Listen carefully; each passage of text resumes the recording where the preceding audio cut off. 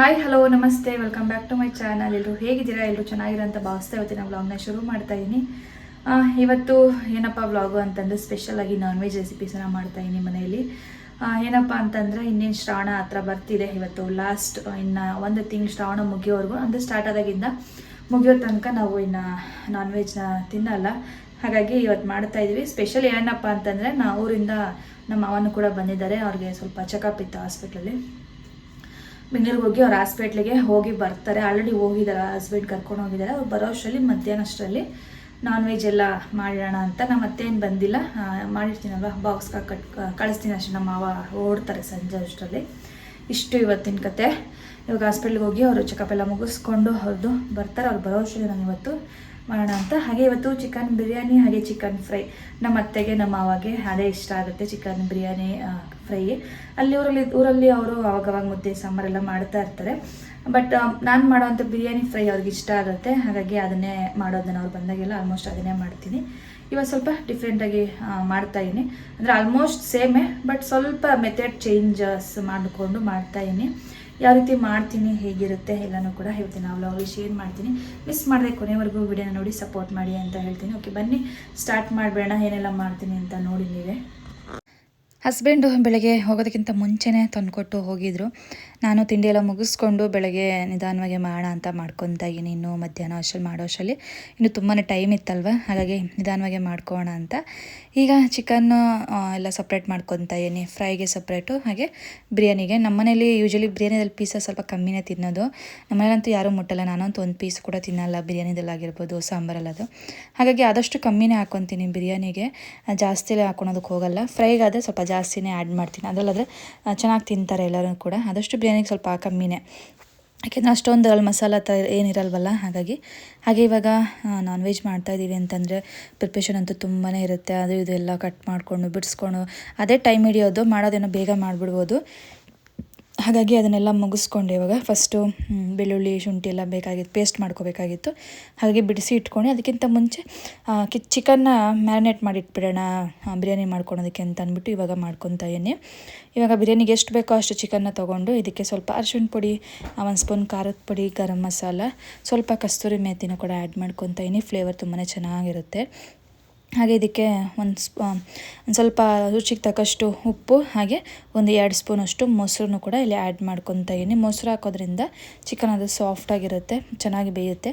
Add ಮಾಡ್ಕೊಳ್ಳಿ. ಈ ರೀತಿ ಮ್ಯಾರಿನೇಟ್ ಮಾಡಿದ್ರೆ ಆದಷ್ಟು ಏನೇ ಮಾಡಿದ್ರು ಕೂಡ ಈ ರೀತಿ ಮ್ಯಾರಿನೇಟ್ ಮಾಡೋದ್ರಿಂದ ಟೇಸ್ಟು ಚೆನ್ನಾಗಿರುತ್ತೆ, ಹಾಗೆ ಚಿಕನು ಕೂಡ ಸಾಫ್ಟಾಗಿರುತ್ತೆ. ಹಾಗಾಗಿ ಈ ರೀತಿ ಮ್ಯಾರಿನೇಟ್ ಮಾಡೋದ್ರಿಂದ ತುಂಬ ಒಳ್ಳೆಯದು. ಒಂದು 1/2 ಅವರ್ ಮಾಡಿದೆ ಅಷ್ಟೇ, ನಾನು ಜಾಸ್ತಿ ಹೊತ್ತೆಲ್ಲ ಏನು ಇಡೋಕ್ಕೆ ಹೋಗಲಿಲ್ಲ.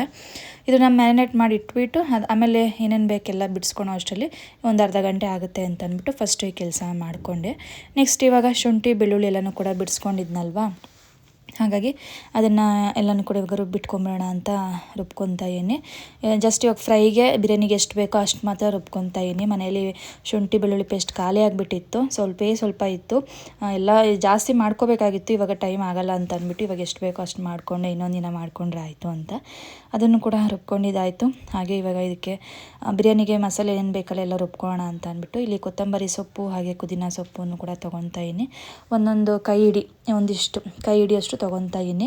ಅಳತೆ ನಾನು ಈ ರೀತಿಯಾಗಿ ಒಂದು ಮುಷ್ಟಿಯಷ್ಟು ತೊಗೊಂಡ್ರೆ ಸಾಕಾಗುತ್ತೆ. ನಾನು ಒಂದು 6 ಜನಕ್ಕೆ ಮಾಡೋ ಅಷ್ಟು, ಒಂದು 2 ಟೈಮ್ಗೂ ಆಗೋ ಥರ ಒಂದು 6-7 ಜನಕ್ಕೆ ಮಾಡ್ತಾಯಿದ್ದೀನಿ ಇವತ್ತು ನಾನು ಬಿರಿಯಾನಿ ಫ್ರೈ ಎಲ್ಲ.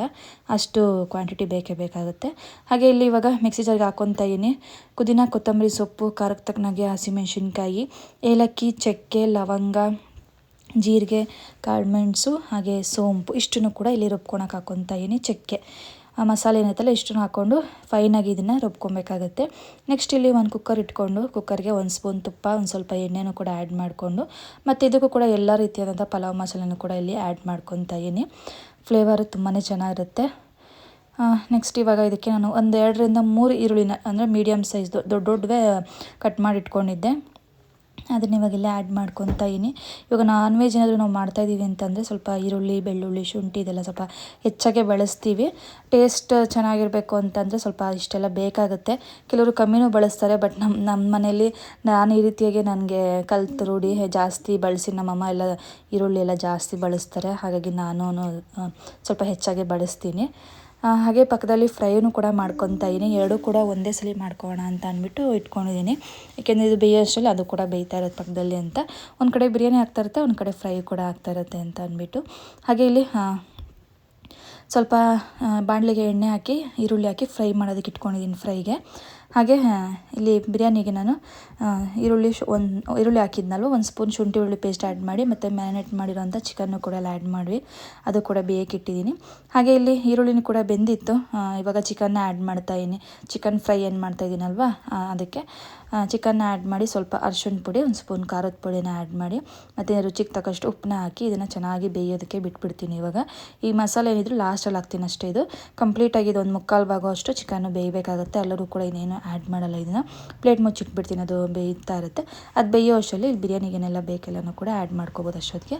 ಹಾಗೆ ನಾನು ಪುದೀನ, ಕೊತ್ತಂಬರಿ ಸೊಪ್ಪು, ಹಸಿಮೆಣಸಿನ್ಕಾಯಿ ಎಲ್ಲ ಹಾಕಿ ರುಬ್ಕೊಂಡಿದ್ನಲ್ವ ಆ ಮಸಾಲೆನೂ ಕೂಡ ಇವಾಗ ಆ್ಯಡ್ ಮಾಡಿಕೊಂಡು ಚೆನ್ನಾಗಿ ಇಲ್ಲಿ ಮಿಕ್ಸ್ ಮಾಡ್ಕೊತಾ ಇದ್ದೀನಿ.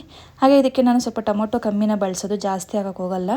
ಇದನ್ನು ಆಪ್ಷನಲ್ಲು ಹಾಕ್ಕೊಂಡ್ರೆ ಹಾಕೋಬೋದು, ಇಲ್ಲಾಂದರೆ ಇಲ್ಲ, ನಿಮ್ಮ ಇಷ್ಟ. ಬಟ್ ಆದರೂ ಒಂದೇ ಒಂದು ಹಾಕದೇ ಇರಲಿ ಅಂತ ಅಂದ್ಬಿಟ್ಟು ಯೂಶಲಿ ಏನು ಬೇಕಾಗಲ್ಲ, ಹಾಕ್ದೇನೂ ಕೂಡ ಮಾಡ್ಕೋಬೋದು, ಚೆನ್ನಾಗಿರುತ್ತೆ. ಹಾಗೆ ಫ್ರೈಗೂ ಕೂಡ ಕಂಪಲ್ಸರಿಗೆ ಹಾಕಲೇಬೇಕಾಗುತ್ತೆ ಟೊಮೆಟೊ. ಇದು ಒಂದು ಟೊಮೆಟೊ, ದೊಡ್ಡ ಟೊಮೆಟೊ ಸಣ್ಣಕ್ಕೆ ಹೆಚ್ಚಿಟ್ಕೊಂಡು ಅದನ್ನು ಕೂಡ ಇಲ್ಲಿ ಆ್ಯಡ್ ಮಾಡಿಕೊಂಡು ಮಿಕ್ಸ್ ಮಾಡಿ ಅದನ್ನು ಬೇಯಕ್ಕೆ ಇಟ್ಟಿದೆ. ಹಾಗೆ ಇದಕ್ಕೆ ಒಂದು 2 ಸ್ಪೂನಷ್ಟು ಧನಿಯಾ ಪೌಡರು, ಸ್ವಲ್ಪ ಕ್ವಾಂಟಿಟಿ ಜಾಸ್ತಿ ಮಾಡ್ತಾಯಿದ್ದೆ. ಯಾರನ್ನ ಬಂದಾಗಲೇ ಈ ಥರ ಜಾಸ್ತಿ ಮಾಡೋದು. ನಮಗೆ ಅಂತ ಮಾಡಿದಾಗ ಜಸ್ಟ್ 1 ಸ್ಪೂನ್ ಹಾಕ್ತಾಯಿದ್ದೆ. ಇವತ್ತು 1-2 ಸ್ಪೂನ್ ಆ್ಯಡ್ ಮಾಡ್ಕೊತಾ ಇದ್ದೀನಿ. ಧನಿಯಾ ಪೌಡರ್ ಆ್ಯಡ್ ಮಾಡ್ಕೊಂಡು ಮಿಕ್ಸ್ ಮಾಡಿಕೊಂಡು ಇವಾಗ ಅಕ್ಕಿ ನಾನು ಒಂದು 3 ಗ್ಲಾಸಷ್ಟು ಅಕ್ಕಿ ತೊಗೊಂಡು ಒಂದು 4 ಕಾಲು ಅಷ್ಟೇ ನೀರನ್ನ ಆ್ಯಡ್ ಮಾಡ್ಕೊತಾ ಇದ್ದೀನಿ. ಆಲ್ರೆಡಿ ಮಸಾಲೆ ಎಲ್ಲ ಇರೋದ್ರಿಂದ ಆದಷ್ಟು ಸ್ವಲ್ಪ ಕಮ್ಮಿ ನೀರನ್ನ ಆ್ಯಡ್ ಮಾಡಿಕೊಂಡ್ರೆ ತುಂಬ ಒಳ್ಳೆಯದು. ಯಾಕೆ ಅಂತಂದರೆ ಸ್ವಲ್ಪ ಮೆತ್ತಗೆ ಆಗಿಬಿಡುತ್ತದೆ. ಆದಷ್ಟು ಉದುದ್ರಾಗಿದ್ದರೆ ತುಂಬ ಚೆನ್ನಾಗಿರುತ್ತೆ ಬಿರಿಯಾನಿ. ಜಾಸ್ತಿ ನೀರು ಹಾಕೊಳಕ್ಕೆ ಹೋಗಬಾರ್ದು. ಹೀಗೆ ಲಾಸ್ಟಲ್ಲಿ ರುಚಿಗೆ ತಕ್ಕಷ್ಟು ಉಪ್ಪು ಮತ್ತು ಸ್ವಲ್ಪ ಪುದೀನನ ಸಣ್ಣದಾಗಿ ಕಟ್ ಮಾಡಿಕೊಂಡು ಅದನ್ನು ಕೂಡ ಹಾಕ್ಕೊಂಡು ಒಂದು ಅರ್ಧ ನಿಂಬೆಹಣ್ಣ ಹಿಂಡ್ಕೊತಾ ಇದ್ದೀನಿ.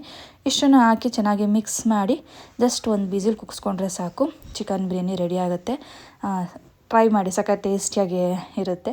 ಹಾಗೆ ನೆಕ್ಸ್ಟ್ ಈ ಕಡೆ ಚಿಕನ್ನು ಕೂಡ ಚೆನ್ನಾಗಿ ಬೆಂದಿತ್ತು. ಇಲ್ಲಿ ಬಿರಿಯಾನಿ ಮಾಡೋ ಅಷ್ಟರಲ್ಲಿ ಆಲ್ಮೋಸ್ಟ್ ಇದನ್ನು ಕೂಡ ಆಗ್ತಾಯಿದೆ ನೋಡಿ. ಒಂದೇ ಸಲ ಎಲ್ಲದಕ್ಕೂ ಕೂಡ ಹೆಚ್ಚಿಟ್ಕೊಂಡ್ಬಿಟ್ಟು ಒಂದೇ ಸಲ ಸ್ಟವ್ ಮೇಲೆ ಇಟ್ಕೊಂಡು ಮಾಡ್ಕೊಂಡ್ಬಿಟ್ರೆ ಕಂಪ್ಲೀಟಾಗಿ ಎಲ್ಲ ಅಡುಗೆ ಕೂಡ ಒಂದೇ ಟೈಮಲ್ಲೇ ಆಗಿಬಿಡುತ್ತೆ. ಹಾಗೆ ನಮ್ಮ ಮನೆಗಳಲ್ಲಿ ಈ ಥರ ಚಿಕನ್ ಬೇಯ್ತಾ ಇರುವಾಗಲೇ ಒಂದೊಂದು ಪೀಸ್ ತಿನ್ನೋ ರೂಢಿ.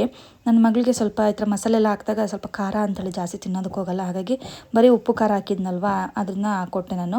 ತಿಂತಾಯಿದ್ಲು, ಅವಳಿಗೆ ಇಷ್ಟ ಆಗುತ್ತೆ.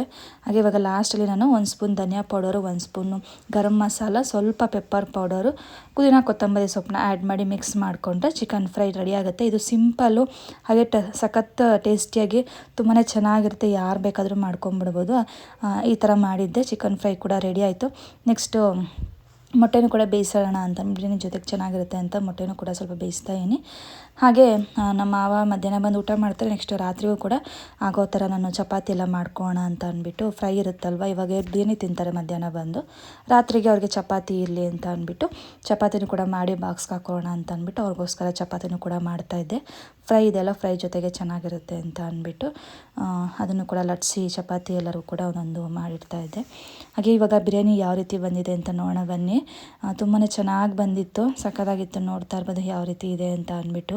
ನಮ್ಮ ಮನೇಲಂತೂ ಬಿರಿಯಾನಿ ಅಂದರೆ ಎಲ್ಲರಿಗೂ ಇಷ್ಟ. ಎಲ್ಲರೂ ಅನ್ನೋದಕ್ಕಿಂತ ಆಲ್ಮೋಸ್ಟ್ ಎಲ್ಲರೂ ಕೂಡ ಬಿರಿಯಾನಿ ಇಷ್ಟಪಡ್ತಾರೆ. ಇಷ್ಟಪಡದೇ ಇರೋರು ಇಲ್ವೇನೋ ಮೋಸ್ಟ್ಲಿ ನಾನು ನೋಡಿರೋ ಪ್ರಕಾರ. ಎಲ್ಲರಿಗೂ ಕೂಡ ಚಿಕನ್ ಬಿರಿಯಾನಿ ಅಂದರೆ ಸಖತ್ ಇಷ್ಟ.